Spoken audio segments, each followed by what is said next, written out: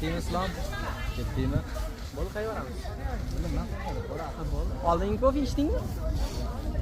Ha, ana turibdi-yu, olmaysanmi? Qimmat ekan.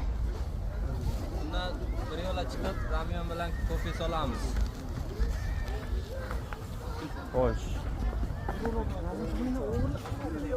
Cho'ntagimni ochib bir narsa o'rda. Короче, biz bu yerda ham zabt etdik. O'ynadik, kuldik. Puliga arzimaydi. Kamiga biz 19 yoshdan katta odam deb o'ylab, qimmatga bilet berib yuboribdi. Yoshga qarab bilet berardi. Endi bu ko'rinishga necha ham bersin koreyslar. Xarakterdan bo'lsa bo'lardi, yosh bo'lmaganimiz. No da. Undoq qarab, qiliqlarimizdan ko'rsa bilsa bo'lardi. O, uchishga tayyorlanishyapti. Bu yerdan ham uchtu.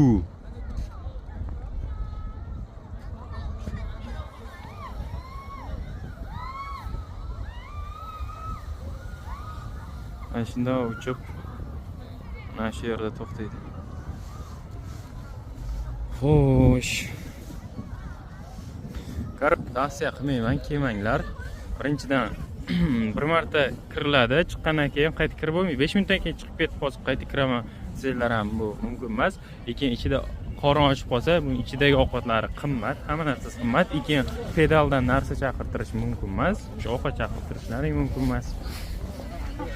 Короче, tavsiya qilinmaydi. Ham shu Instagramda ko'rib, bitta o'zbek aka maqtaganlar olsa, yo u yoqda gap olib qochgan ekanlar. Kiyopsizda gaplariga ishonib. Shunaqa gaplar. Boshqa hech narsa yo'q. Nu, aylandi, maza qilib, endi kirishga kirib olib, pul bekor ketmasdi. Qo'ldan kelgancha jinniliklar qildik-ku. Baribir puliga arzimaydi.